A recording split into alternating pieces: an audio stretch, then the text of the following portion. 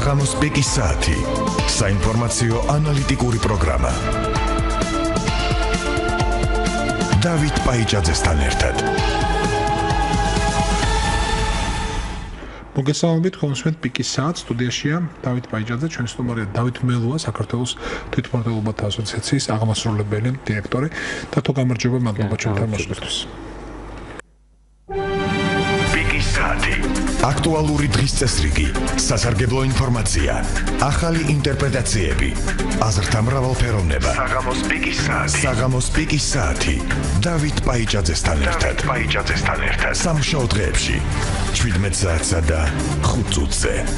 ტალღაზე FM 102.4. დავიწყოთ პიკის საათი. ჩვენი მისამართი, ჩვენი კოორდინატები დასწრებში 240199292. ეს არის ტელეფონები, რომელზეც შეგიძლიათ დარეკოთ უფასოდ ქალაქის ნომრებიდან. რადიო 1.G ჩვენი ინტერნეტ მისამართია. ამ მისამართზე თქვენ უყურებთ და უსმენთ პიკის საათს, როგორც ახლა ამ წუთას პირდაპირ ეთერს, ისე შეგიძლიათ ჩანაწერსაც შემდგომ და FM 104-ზე ამ სიხშირეზე თქვენ ახლა რადიოთი უსმენთ პიკის საათს.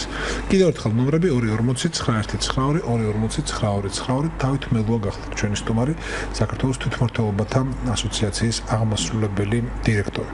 თვითმმართველობების საკითხი აღმოჩნდა კიდევ ერთი მოულოდნელი საკითხი საქართველოს შიდა პოლიტიკურ ცხოვრებაში, რომელსაც შეეხო ხელისუფლება მისი ცვლილების განზრახვით.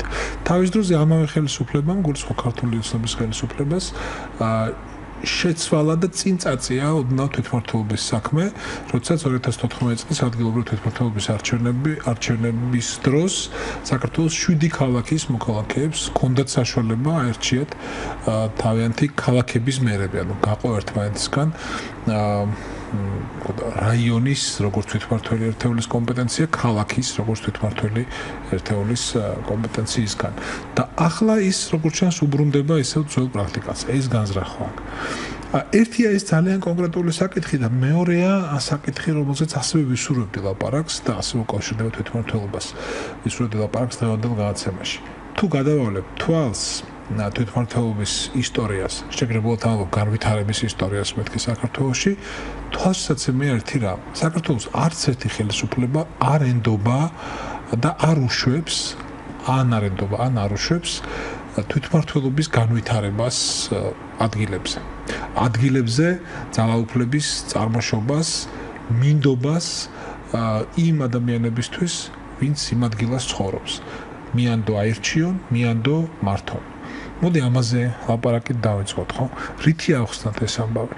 რატომ არ ხდება ეს? იქნება ამას აქ რაღაცა პოზიტიური მიზეზები, გამართლება, რაციონალური ახსნა, იქნება სიკეთეა. სიკეთის რა მოგახსნათ, მაგრამ ახსნა ნამდვილად აქვს ამას და ახსნა მდგომარეობს. ახსნა ის გახლავთ, რომ სისტემა ჩვენი მმართველობითი, რომელიც ჯერ კიდევ საბჭოთა კავშირიდან მივიღეთ ჩვენ როგორც მემკვიდრეობა, არ არის ორიენტირებული მრავალდონიანი გადაწყვეტილების მიღების პროცესს. როგორც წესი, ისეთ სისტემებში, როგორც საქართველოში არის დღეს, როგორც პოსტსაბჭოთა ქვეყნებში გვაქვს, გადაწყვეტილების მიღება ცენტრალურ დონეზე და შემდეგ ხდება ამ გადაწყვეტილების ან უბრალოდ განმეორება, ან მასთან მიდევნებული აღსრულებითი პროცესის განხორციელება ადგილებს. ესეთია თითქმის ყველა ყოფილი საბჭოთა რესპუბლიკა. რაც შეეხება ევროპულ ნაწილში განლაგებულ საბჭოთა რესპუბლიკებს, აქ არის ერთი ფაქტორი, ეს გახლავთ ევროპის საბჭო.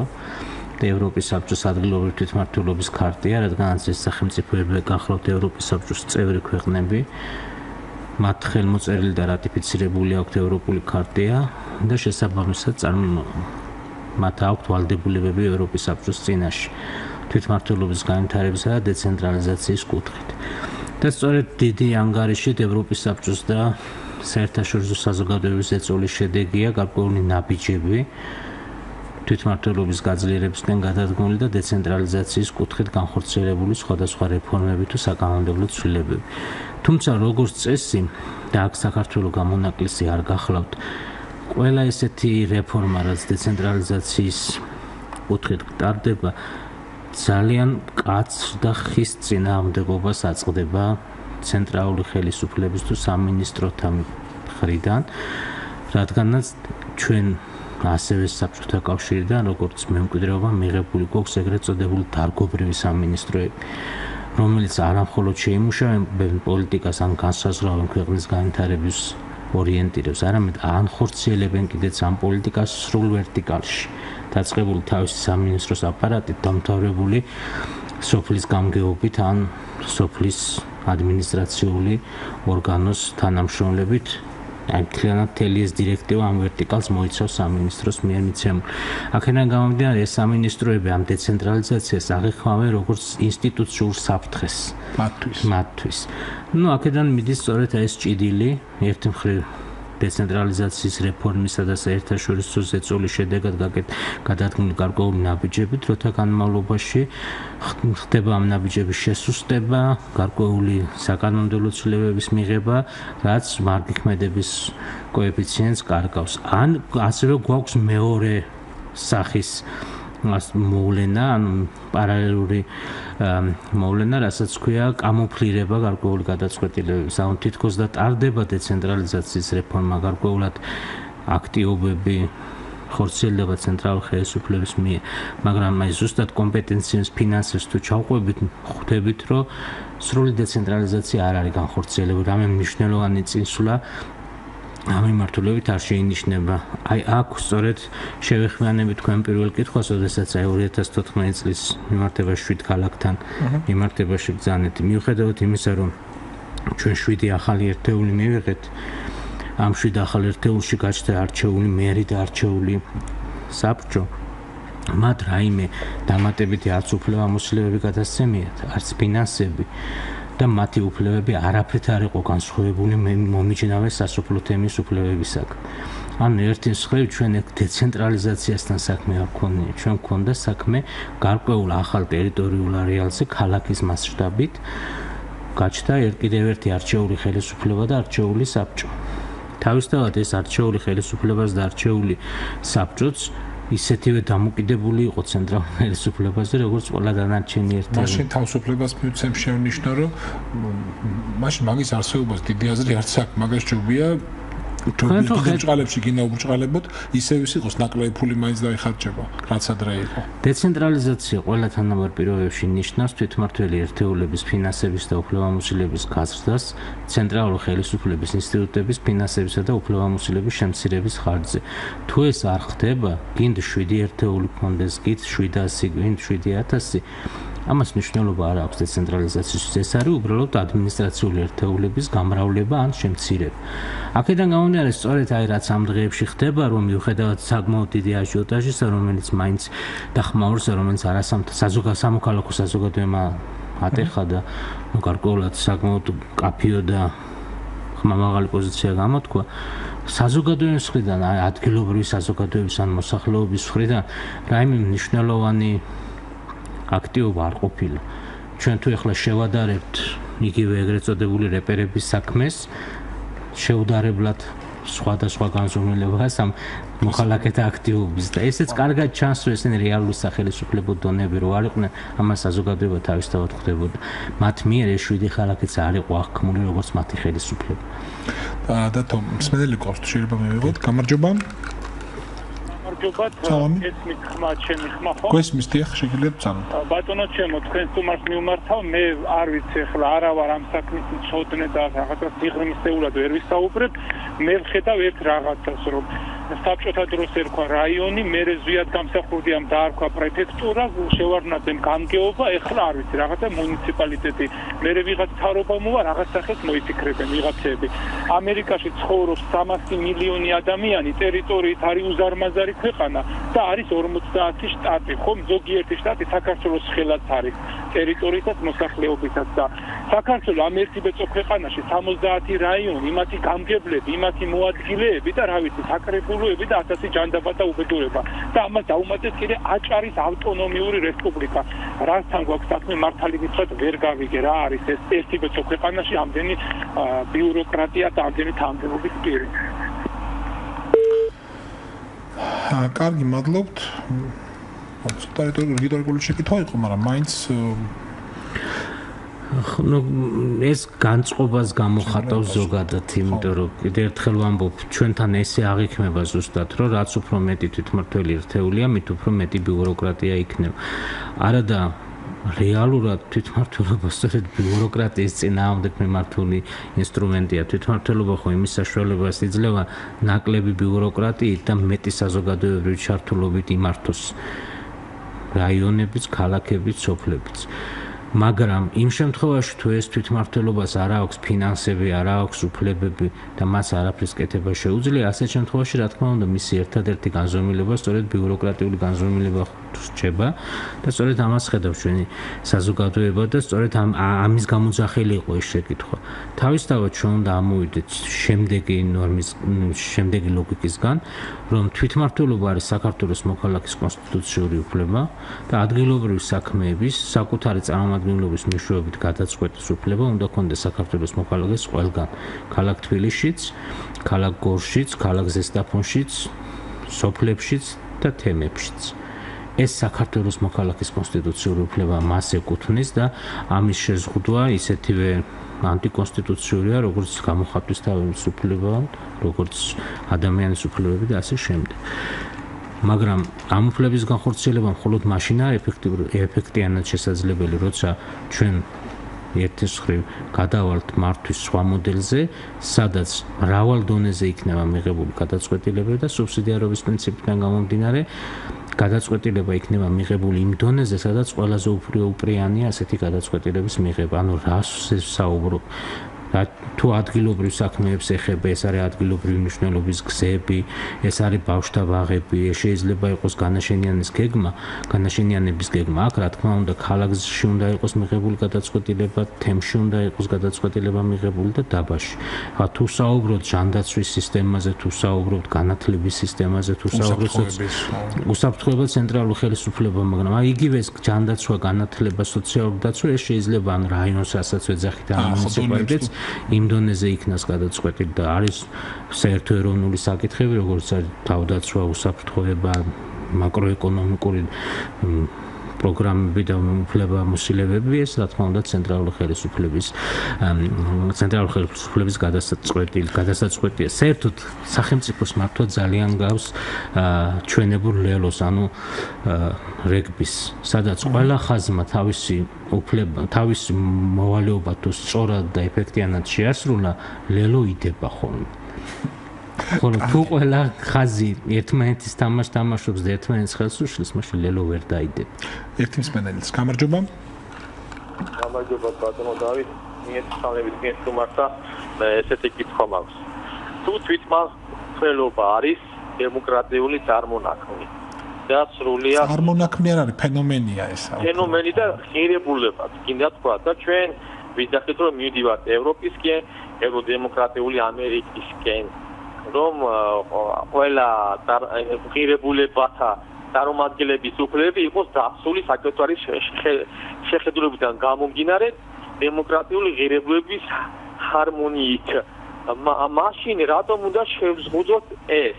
დავიჯერო ახლა ჩვენ ის კადრები, რომელიც ახლა საზღვარგარეთ სწავლობენ, კიდათ პროვინციიდან წასულები, აღარ კადრობენ, რომ დაბრუნდნენ თავიანთ მამულ დედულში, დაჟენ და ადგილობრივ მხარეს მიხედონ, რამე თუ მათ ეს ცვლილება და უჩვენებთ თბილისიდან მართონ აგურსენით.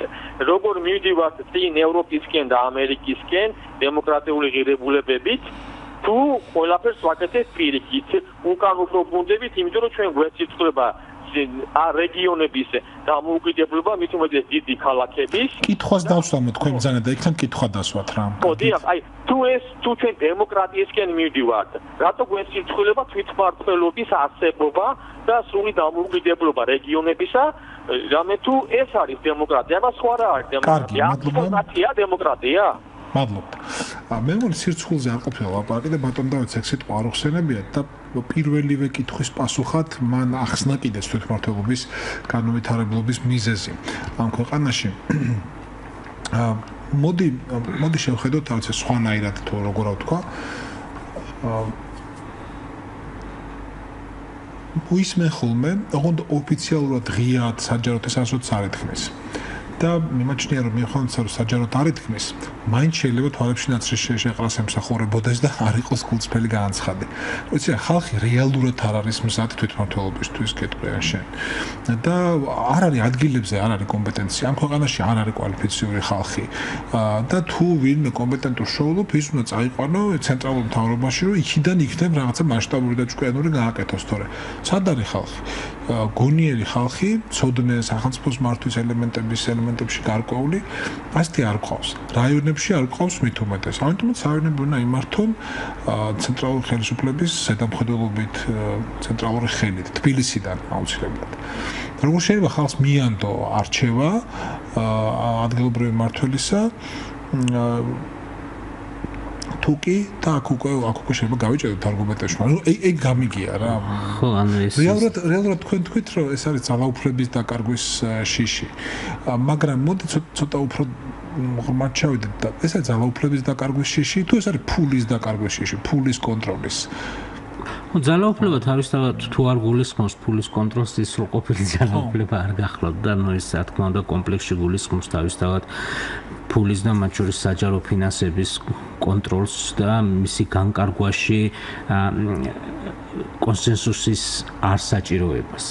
იმის შემთხვევაში, როცა მრავალდონიანი გადაწყვეტილება გაქვთ ქვეყანაში, მაშინ საჯარო ფინანსების განკარგვა გარკვეულ კონსენსუსს საჭიროებს არა მარტო მოსახლეობასა და ხელისუფლებას შორის, არამედ ხელისუფლებათა დონეებს შორისაც. ნუ ამით ჩვენ ესე გონია რომ საქმეს ვიოლებთ, შეიძლება მოკლევადიან პერსპექტივაში ვიოლებთ კიდეც, მაგრამ ხანგრძლივადიანში ძალიან ვიფუჭებთ. მაგრამ აი რომ დაუბრუნდეთ ხალხის ზაობას, არ არსებობს კრიტერიუმი დაწყებული რომის საბერძნული დემოკრატიიდან დამთავრებული დღემდე, რომელიც ამას ზომავს, რისთვის არის ხალხი მზად.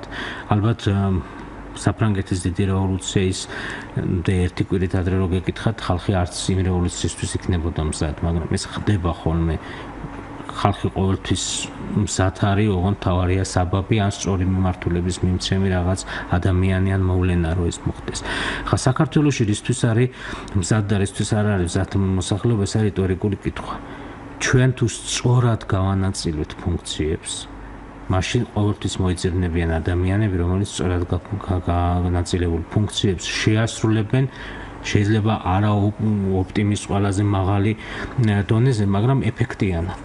თუ ეს მათთვის იქნება როგორც პასუხისმგებლობის საგანი, ასევე თვითონ ამ მართვისაგან მიიღებენ ამავდროულად სარგებელს. მე ვსაუბრობ იმას, რომ თუ ჩვენ სოფელში გვექნება გარკვეული სასოფლო საკითხების გადაწყვეტის უფლებამოსილება, ის ადამიანი, ვინც ამას მოკიდებს ხელს, ის მაღალი პასუხისმგებლობით იქნება გამშვალული, ეს თვითონ ამის შედეგს თავისივე თავზე მყისიერად იწვნიებს და ამავდროულად სოფელსაც აქვს მექანიზმი, რომ ეს ადამიანი შეცვალოს, ხო? ეს არის არჩევნების წესი, ან უშუალოდ არჩევნებამდე შეიძლება გადააყენონ, მაგრამ რადგანაც ეს ადგილობრივი საქმეები თავისი არსით არის პატარა საქმეები, როგორც რუსები ეძახდნენ, მალიხცელ ეს პატარა საქმეების ეფექტიანობა, მისი მმართველის ეფექტიანობა ძალიან სწრაფად წარმოჩინდება ხოლმე.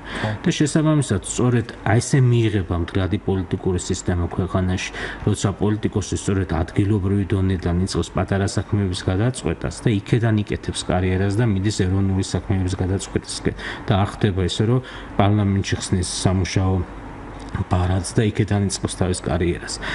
აი ესეთი სისტემა, თვითმმართველობის სისტემა მდგრადობას შემატებს მთლიანად პოლიტიკურ სისტემას, მოსახლეობაც უფრო გაიზრდება, მაგრამ დღეს მოსახლეობა ხო აკეთებს არჩევანს, ის ირჩევს ჯერ კიდე საქართველოს პრეზიდენტს, საქართველოს პარლამენტს და თუ აქ არ უშვებს შეცდომას, რატო დაუშვებს საკუთარი სოფლის ხელმძღვანელის, საკუთარი მუნიციპალიტეტის ხელმძღვანელის არჩევის დროს.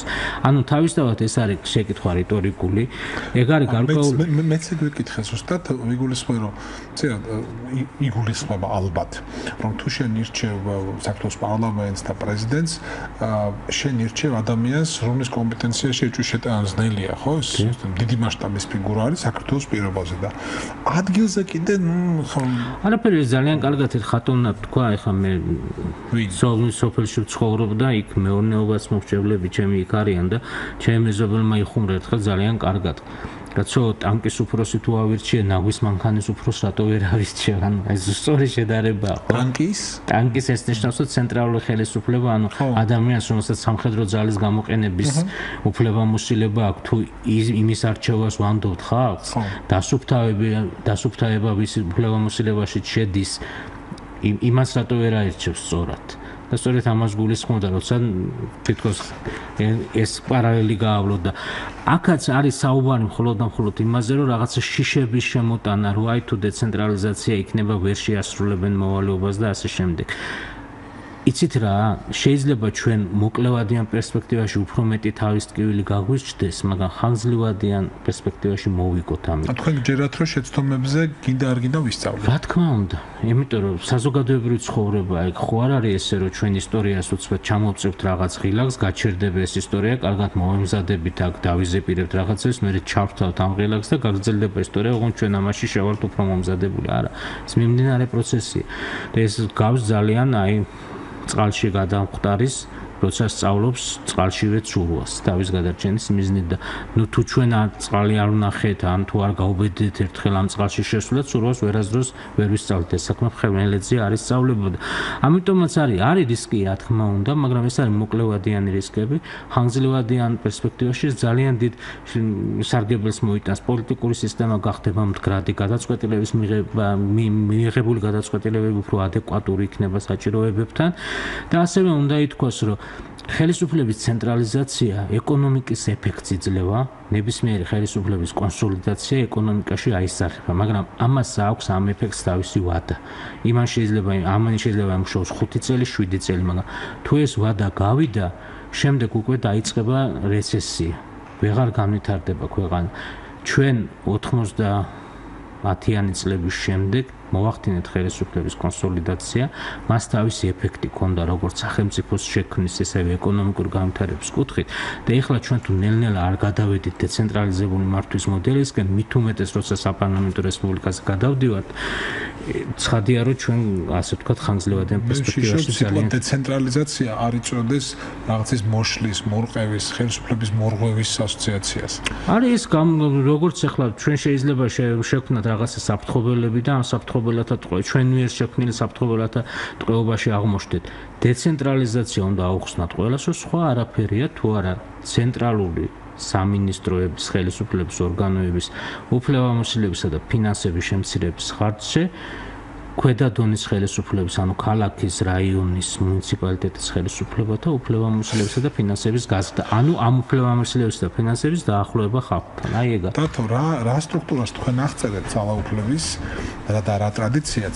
ეს სხვა არაფერია თუ არა სტალინური ტრადიცია მმართველობაში. თუ საბჭოთა კავშირი 20-იან წლებში და მე 30-იანის პირველ ნახევარში ჩამოყალიბდა ზუსტად აი ეგეთ სახელმწიფოდ, ხო? დარგობრივ განაწილებული კომპეტენციები და კაცრად ვერტიკალური მართვა. ამიტომაც აი ეს ვერტიკალი, ეს პატერნალიზმი, ანუ სახელმწიფოს მზრუნველი მამის და ხანდახან სასტიკი და ამავე დროს ბრალებში მზრუნველი მამის როლში ყოფნა ეგებ და ეს არ არის ჩემთვის ისტორიკული კითხვა, ეგებ ისეთ დახსასვამს, არა მარტო ერთაობას, არამედ თაობებს, კულტურას, რომ ადამიანებს ურჩევნიათ მინდობილნი იყვნენ სახელმწიფოს როგორც მზრუნველს. თუ ირჩევენ ცენტრალურ ხელისუფლებას, ირჩევენ იმისთვის, რომ ყველა დონეზე მან გასწიოს რაღაცა მზრუნველობა, მფარველობა, ცოტა, მაგრამ რაღაცით შეეშველოს, დაეხმაროს, იქ შემწეობა მისცეს და სხვა. რა თუნდა მაშინ ადგილზე ხელისუფლების არჩევა? ხელისუფლების არჩევა ადგილზე ეს არის უფრო მაღალი ალბათობით მონაწილეობა იმავე საქმეებში, მცირე მასშტაბის საქმეებში, ამრჩევისგან, არა მარტო არჩეულის და ეგებ ეს ეზარებათ. თქვენ იცნობთ სიტუაციას ადგილებზე, თქვენ არ ბრძანდებით მარტო თეორეტიკოსი თვითმმართველობის. მინდა გკითხოთ, ეს არის ხალხის მზადება, არ მზადებაზე ლაპარაკი.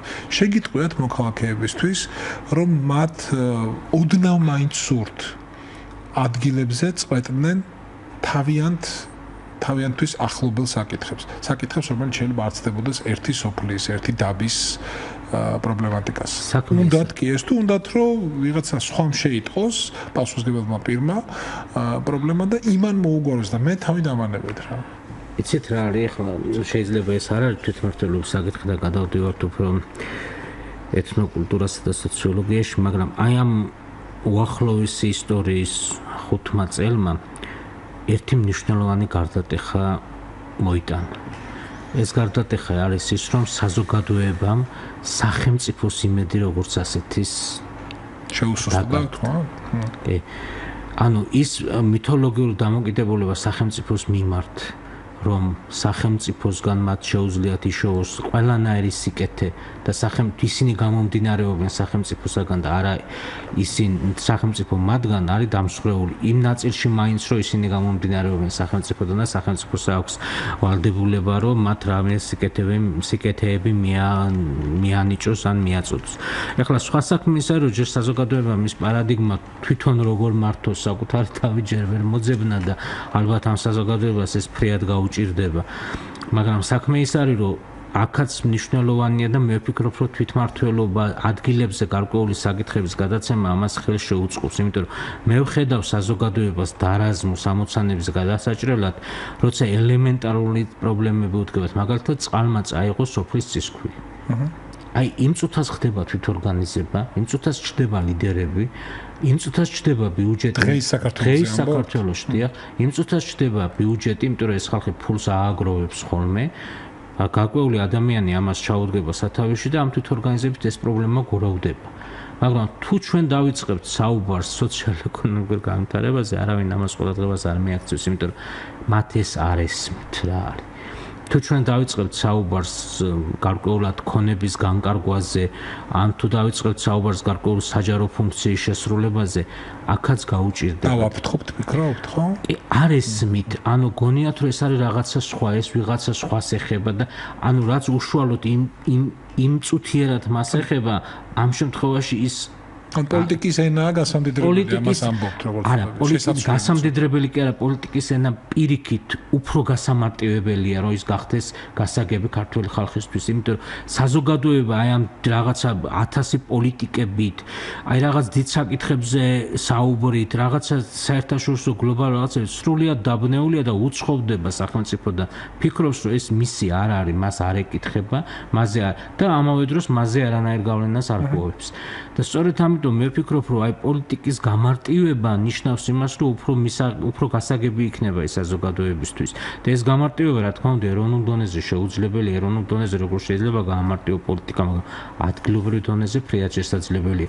თუ ჩვენ ადგილობრივ დონეზე არ ვისაუბრებთ რაღაცა გეოპოლიტიკურ საკითხებზე, არ ვისაუბრებთ რაღაც სამართლიანობის აღდგენის საკითხებზე, რა ვიცი, სასამართლო სისტემაზე და ამას დაუთმოთ ცენტრალურ ხელისუფლებას, ხოლო ადგილობრივ დონეზე ვისაუბრებთ მარტივი ენით ადგილობრივი პრობლემების შესახებ, უფრო საზოგადოებისთვის ეს უფრო გასაგები იქნება. დღეს ადგილობრივი განზომილება ქართულ პოლიტიკას არ გააჩნია და მეც რო ეხლა ჩემს სოფელში ვიჯდები, იყო ჩვეულებრივი მიწათმოქმედი ადამიანი, რომლის ერთადერთი ამოცანა არის დღიური სარჩოს პოვა, რატო ვიქნები დაინტერესებული ამით?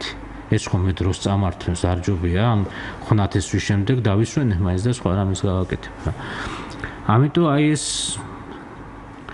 საკითხი გვიდგას, რომ ქართული პოლიტიკა, ადგილობრივი პოლიტიკა უნდა გამარტივდეს და ის უნდა იყოს ხალხისთვის გასაგები და ამის გაკეთება შეიძლება, მაგრამ მარტო პოლიტიკა არ უშუალებს საქმეს.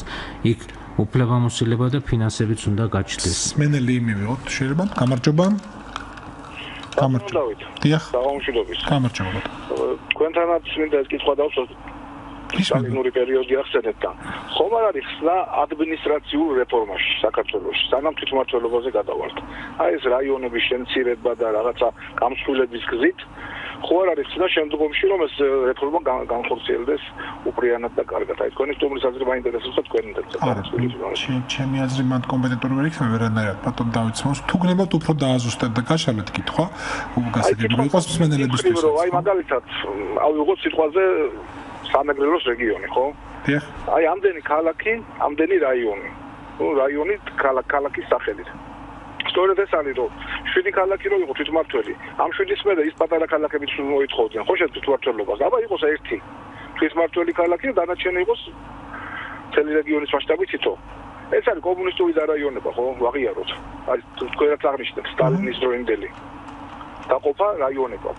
ისწრაფ სპენელი რეკავდა რომ 70 რაიონი მასა რა ამბავია რა მაგრამ ერთი შემშლელი ფაქტორი აქ არის მეგონი ტერიტორიული მთლიანობა ჩვენი რა თუ ეს რეფორმა ჩატარდეს თორე ადმინისტრაციული რეფორმა არის აუცილებელი გამსხვილების გზით კაი კი ბატონო მადლობა კითხვისთვის ალბათ ადმინისტრაციულ ტერიტორიულ რეფორმას თუ გულისხმობდით გეთანხმებით რომ ჩასატარებელი აქ თავარი არ არის ტერიტორიული მთლიანობის საკითხთან დაკავშირებული არ არის აქ ზუსტად არის განსასაზღვრი ქვეყანაში მმართველობის რა დონეს რა ფუნქცია გააჩნია მათ შორის სამხარეო გოლს რა ფუნქცია გააჩნია ცენტრალური ხელისუფლების და მუნიციპალიტეტებს რა ფუნქცია გააჩნია.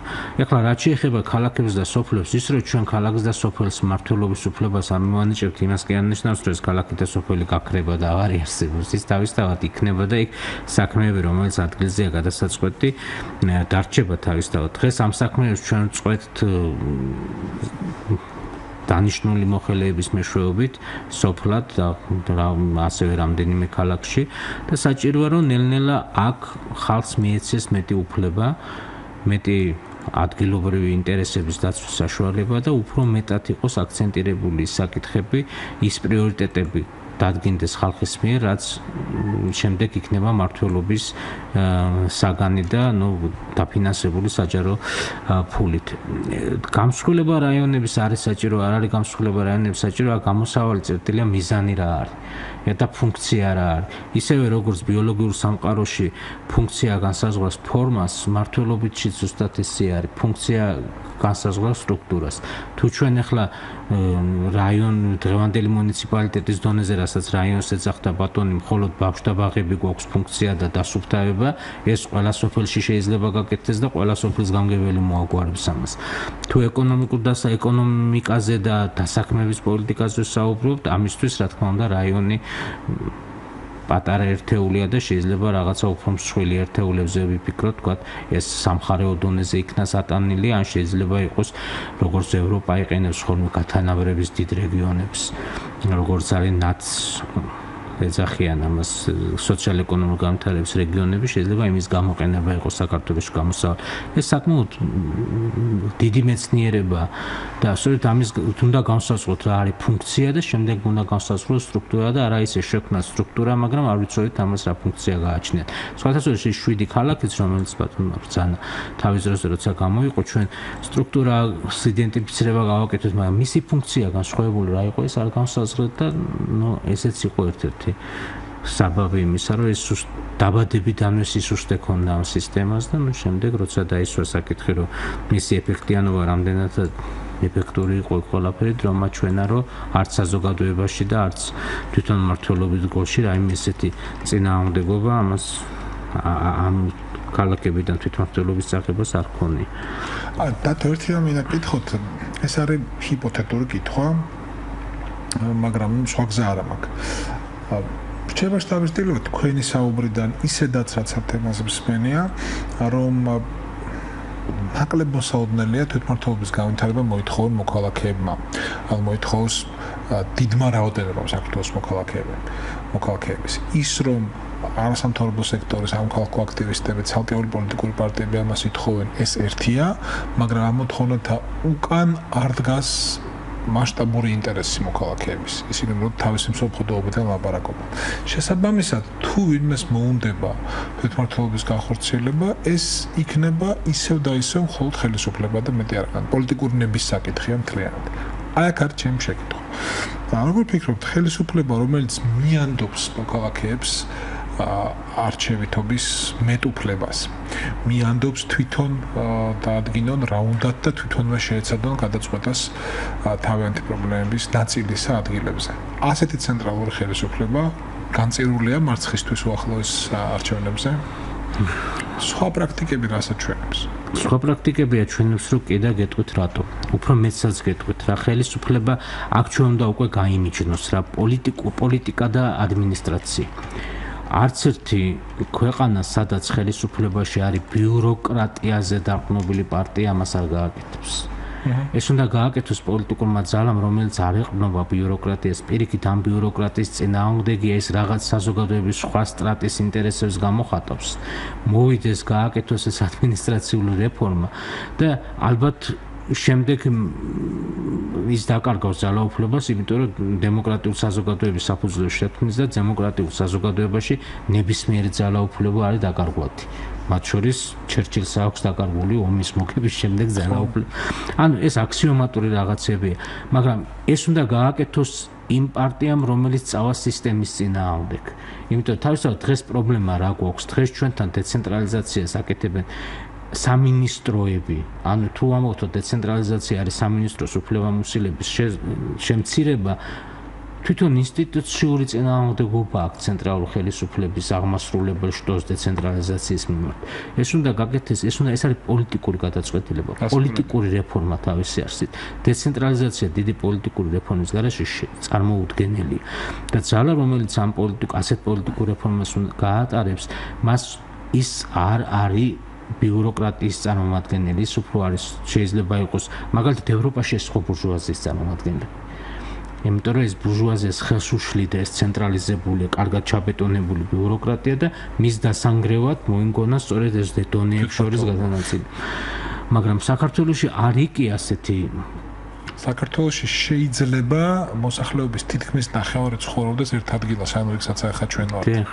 ეს არის თვითონ ეს ამომრჩეველი არ არის ჩვენთან განაწილებული ხანგრძლივადიან ინტერესების მიხედვით, ეს არის განაწილებული გარკვეულად ან ნაცნობი. და პატარა ქვეყანა არის, ხო, პატარა ქვეყანა და თითქოს რა უნდა მის მართვას, მის მოწყობას, ხანდახან ფიქრობ ხოლმე კაცი ამას ძალაუნებურად, რომ ეს პატარა ქვეყნებში საერთოდ თვითმმართველობის დამკვიდრება ძნელია, იმიტომ რომ ძალიან დიდია ცდუნება ცენტრალიზებული მართვის, იმიტომ რომ ეს შესაძლებლად გვეჩვენება, ხა შეუძლებელია ცენტრალიზებული მართვის განხორციელება საფრანგეთში, ხო? დიდი ქვეყანაა და რუსეთი ხო ხორციელებს მშვენივრად. ნუ მათი აზრით. ნუ რუსეთში ეს ცენტრალიზებული მართვა იმართება მხოლოდ ბიუროკრატია. ჩვენ ხო მართვაში აქ ჩვენ გულისხმობთ მართვას როგორც განვითარების ინსტრუმენტს და არა მართვას როგორც ძალაუფლების გასაგებია. ძალაუფლების შენარჩუნება, რა თქმა უნდა, შეიძლება უდიდესი იმპერიები იყვნენ ვერტიკალურად.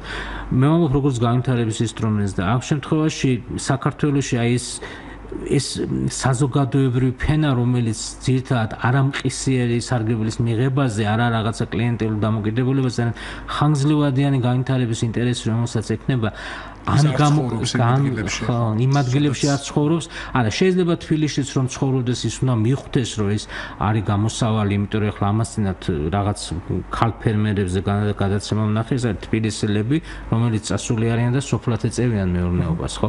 ეს მათი ინტერესიც არის, მაგრამ აი ეს ძალა ჯერ ან ძალიან სუსტია და არ არის გამოკვეთილი, ან კრიტიკული მასა არ არის რა. ეს როდის ჩამოყალიბდება, არც ვიცით, მაგრამ ერთი ამ ქვეყანას ამ ისტორიას საერთოდ ძალიან მცირე კანონზომიერება აქვს, მაგრამ ამ ქვეყანას აქვს ერთი. აქ ყოველთვის წინსვლა დამყარებული იყო მცირე ჯგუფზე. დავით აღმაშენებელს კი რაღაცა მცირე ოდენობის ხალხი დარბოდა ტყე-ტყე 1-25 წელი სანამ ეს ქვეყანა რამეს დაამგავნა. აქედან გამომდინარე, აქ არასდროს ამ ქვეყნის ლოკომოტივი არ ყოფილა უმრავლესობა, ეს ყოველთვის უმცირესობა. ოღონდ ეს უმცირესობა მართლა დავით აღმაშენებელივით ერთი უნაგირი უნდა ქონოდა და ტყე-ტყე ერბინა, რომ რაღაცა გაეკეთებინა ეს სერიოზულ ძალისხმევას საჭიროებს. ასე რომ მე მეჩვენება რომ როდესაც სწორედ ისტორიას და კულტურას და ტრადიციას ეხები როგორც დავამკროლებელ ფაქტორს, პასუხად თქვენ არ გეხებათ ეს ვადოთ ისევ ამბობ რა. საჯარო დისკუსიებში, კერძო საუბარში პასუხად არ თავს არიდებენ ხოლმე ამაზე საუბარს და ეს თავის არიდება ჰგავს უარყოფას ამ ფაქტორის. რა ეს არ არის მნიშვნელოვანი, ეს არ არის ფაქტორი. რომ არსებობს უნივერსალური კანონზომიერებები, რომელთა დანერგვა საქართველოს შეიძლება წმინდად პოლიტიკური ნების საკითხია და ამ დროს კაცმა არც ის რა წინააღმდეგობა შეხვდება თვითონ მოქალაქეებში თუ შენ ამის განხორციელებას შეეცდები. რა თქმა უნდა, საზოგადოებას თუ საზოგადოებისაგან წინააღმდეგობა არ ხდება რეფორმას, ის რეფორმა საჭირო არ ყოფილა რა. იმიტომ რომ რეფორმა ნიშნავს საზოგადოებრივი სტატუსის შეცვლას, ხო, და თუ ეს საზოგადოება ამას ყველაფერს იღებს, მაშინ რეფორმა რაღაც საჭირო იყო. მაგრამ ეს არის პოლიტიკა, ეს არის ან პოლიტიკა თუ არის გამოყენებული ძალაუფლების შესანარჩუნებლად, მხოლოდ და არა პოლიტიკის გასატარებლად, ის უკვე პოლიტიკა აღარ არის, ეს უკვე არის ადმინისტრაცია და აქ თუ ეს მაშინ ეს ავტორიტარიზმი, ხო? ასეთი ძალაუფლება, რომელიც არ არსებობს საფრთხე მისი დაკარგვის, ის არ არის დემოკრატიული ძალაუფლება. და აქედან გამომდინარე, რა ვიცი, მე ვფიქრობ, რომ დემოკრატიის ამოცანაა ეგ საქართველოში და დემოკრატია კიდე ამ ქვეყნის განვითარების შანსი არის, იმიტომ ჩვენ ძალიან პატარა ქვეყანა ვართ. ჩვენ არაფერი სხვა რესურსი გარდა იმისა, რომ სოციალური კაპიტალი ვაწარმოოთ, არ აქვს. თვითმმართველობა სოციალური კაპიტალის წარმოების ინსტრუმენტი და ჩარხია და საქართველოს ყველაზე ცუდი ის არის, რომ ჩვენ მსოფლიოს ეკონომიკური ფორუმის კვლევით DST-ს ყოფილ ჩვენ აღარ ვართ DST-ს წევრი, მაგრამ ყოფილ საბჭოთა კავშირის ქვეყნებს შორის ყველაზე დაბალი სოციალური კაპიტალის ქვეყანა. რო გადავთვალოთ ეგ ქართულაზე, არ გეწყინოთ, ანუ უნდა ვილაპარაკოთ მაშინ დობაზე, რომ დობის ნაკლებობა არის საზოგადოებაში. ისევ და ისევ მივიდივართ ხელისუფლებასთან, ვინც გინდა ის იყოს ხელისუფლების სათავეში, ალბათ მან უნდა მოჭრას პირველი მონეტები ამ სოციალური კაპიტალისთან, მან უნდა გამოფინოს ეს საჯაროდ, მან უნდა აჩვენოს ნდობა ადგილებზე მოქალაქეებისა, რეგიონებში, სოფლებში, რაიონებში მიანდოს მას თავიანთი ბედი, არანიშნის მოგებით, რა კისერ გიტეხიათ და რას გინათ ისქენით. არა, მაგრამ ეს უნდა იყოს ავანგარდი რა.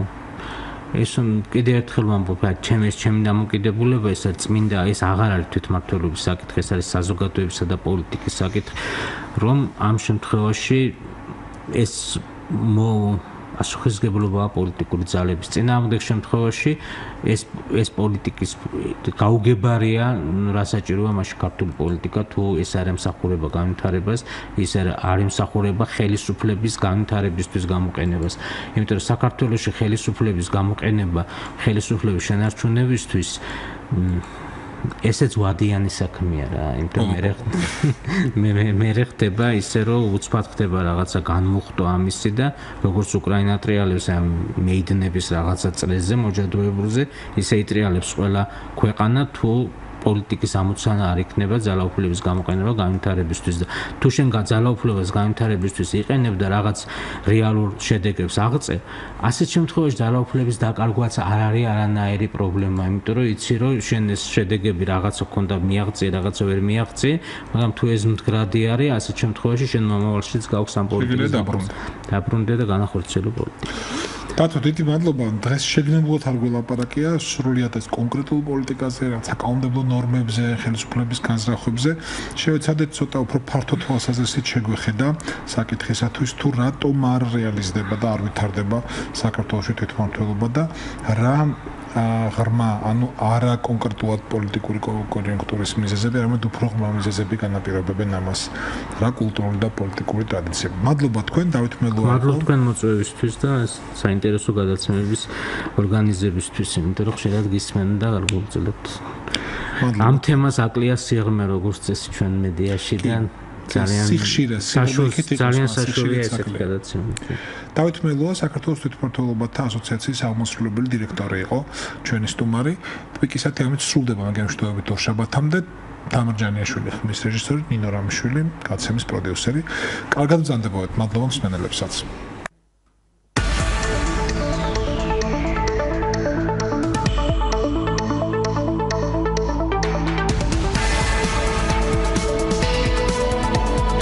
საღამოს პიკის საათი. საინფორმაციო ანალიტიკური პროგრამა. დავით პაიჭაძესთან ერთად.